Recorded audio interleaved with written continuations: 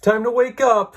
Hey, I'm sorry. Were you sleeping? Were you avoiding the terrors of 2020? Well, enough of that. Time to wake up. And 2020. It's like, yeah, me too. I'm losing my mind. I'm fearful and depressed and horribly anxious. And are we gonna have a civil war in a couple of weeks here in the streets, with the president affirming basically all the lunatics with their shooty guns. And I don't know. Yeah, I'm not doing well either. Just like all of you, presumably. And this silly shit is some of the only things that brings me life and keeps me sane. But enough about that. Enough of your life story. So, ooh, I've got a doozy for you today. Hard to kill. Now, I'd never seen this one. That's usually the case. That's usually how I go. I try to go fresh in the machine. Never entered this consciousness before. This one, in here. You see the correlation. Hard to Kill, Steven Seagal's second motion picture, following Above the Law, which I've never seen. I actually heard that one. The reason I bought this at a thrift store for 25 cents is because Joe Rogan spoke of, okay, we got a Rogan listener over here. Where's your DMT and your, hey, are you wearing a mushroom hat? And why don't you, hey, where's your kettlebells? And where's your, Bernie, where's your Bernie shirt and stuff? Where's, what else? What else is there? Hey, say hi to Alex Jones, Rogan fan. How many conspiracies are you thinking about today? Anyway, enough about that. Joe Rogan mentioned Above the Law on his podcast because Steven Seagal is a no-joke tier 6 or whatever that's called, 6th level, what is it? 6th degree black belt. Yeah, I got that fact from this. 6th degree black belt in Aikido. So before he was an action star, he was a legitimate martial artist, like no joke. It takes serious discipline and time and years of training to reach that level. And only then, later did he become known for notoriously bad movies and maybe a few kind of okay ones. Above the Law was his feature film debut, and that's supposed to be a pretty good movie. I would like to see it if I haven't found it yet. But this one, now, this is interesting. About as unbalanced of a movie as can be. We have, so let me just read you this here. A corrupt California politician, hey, I thought, a corrupt politician, I thought this was a freaking fictional movie, because of how the president is a crook and basically the entire system is a lie. And basically the entire American empire has been founded on blood and greed and torture of indigenous people, and letting the lower and middle class basically die so that they can continue to line their pockets. And anyway, you know how that goes. There's a real bad senator in this. He's the bad guy. And he's running around thinking he can make deals with the mob and get away with it. And Steven Seagal it steps in his opening moment of the picture, and he's got a video camera. There's some sleazy guys on the dock. They're talking some shady business. They're trading Charleston Chews or something illegal. And he's got his video on him, and he goes, "Come on, guys, I'm missing the Oscars." That's his, and so that's one of his many lovely one-liners that just permeate this thing. So what's funny is there are different tiers and levels. There are different styles and genres of action, as you surely know. This one gets pretty wildly violent, at least in a bone-breaking way. Very particular. Lots of bone breaks, like close up. Now, is it the bone pushing through the skin? Is it big spurts of blood? No, not a lot of blood in the picture. Not a lot of gunfire. It's not that kind of gore, but it's like visceral turning a guy's shoe or his foot, breaking it entirely 180 the other way with this horrible crack there's a scene early on in the film where he just pummels these guys who are trying to hold up a liquor store, and he just destroys them. They're all tough and got their batons and bats and their their yo-yos and their little smiley things, and they think, hey, Steven Seagal, no problem, or Mason Storm as he's called in this movie, we can take you easy, Mr. Ponytail Man. And they were wrong. They were wrong about that because Steven Seagal took them. But then we enter a gigantic chapter of this film, which is so problematic, which is that you're making an action movie, which is only 96 minutes long, barely an hour and a half. And Mr. Mason Storm, these people break into his home, they shoot his wife in a brutally violent way while he was trying to freaking get it on. I'm like, hey, have a little, common courtesy. Let the guy finish, Let him finish and let him finish, if you can read between the lines there. And by the way, this is an adult show, so, make sure that, anyway. And they come in and kill his wife. Brutal. And they shoot him, they leave him for dead. And you're thinking 23 minutes into this thing, it's like, wait a sec, Mason Storm's dead.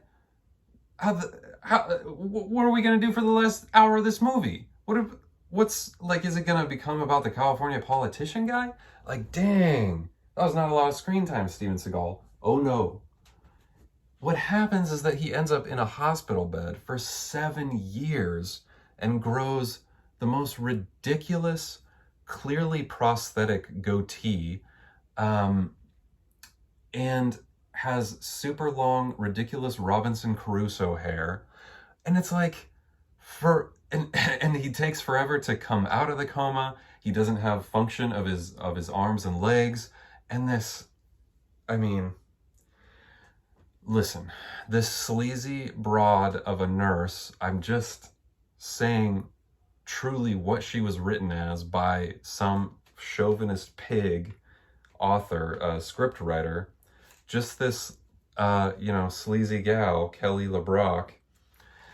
She's a nurse in the coma unit. And of course she's wearing like slinky nurse dresses, and she, in the first 30 seconds that she's on screen, she makes a joke about Steven Seagal's dick and how it's nice and how he has a nice big penis. And she says, please wake up so that I can have sex with you. Absurd. And it's like, this movie was written by a bunch of nerds who have never been laid in their life, and they're like, we wish that's what women were like. That's what we wish how they acted, and I wish I was freaking Mason Storm in a hospital bed with a hot nurse and a big penis. But the important part is that she likes his penis so much that she befriends him and helps him escape from the hospital when he is bound to the bed and can only move one arm. And the bad guys are chasing him like crazy. They're on foot and they have guns and they have all their faculties about them. And Steven Seagal, mostly paralyzed, uses one arm to scoot his way into an elevator and escape. And of course he does. He did Aikido. So his arms are actually super strong, and even his finger could, kind of like break a guy in half or something. And so, he has to go through his training. He has to build back up to where he was. Ooh. And he has no sensei now. You think Mason Storm had assistants? No. He had to claw his way back to normality, into the world. He had to regain his strength and remember his moves and do his meditation in the Buddhist temple and light his little incense and his candles, and he does acupuncture on himself, which looks very real, actually. Very good job they did in the movie of that. Maybe he poked himself with real needles. I don't know. Looks pretty good. So he's back stronger than ever, and he's coming for that California politician and his cronies. And he gon' get them. And so he pretends to be a realtor at one point, puts on a nice suit, he shaves the goatee, got his hair back in the little bun, in the little man bun. And he goes to his former home and he pretends to be a realtor, and he's walking around looking at things and smashes a part of the wall out in the kitchen so he could get Ooh, so he could get one of these. A very particular one of these. Not this one, silly. No, he's got evidence against Mr. California man, Mr. Politician guy, Mr. Bad Guy, from the video, from the I'm missing the Oscars. So he has to retrieve it. He does, and he's like, hey, Mr. Crooked Man, I've got stuff on you that would make your doggone, something that makes you react really cool. And then he goes to their mansion and he beats them all up and he breaks some more bones and he stabs a guy in the neck with a broken pool cue. And it's like, yeah. Ooh. But I was thinking, I had a moment. Okay, so before I watched this, I had smoked a lot of marijuana.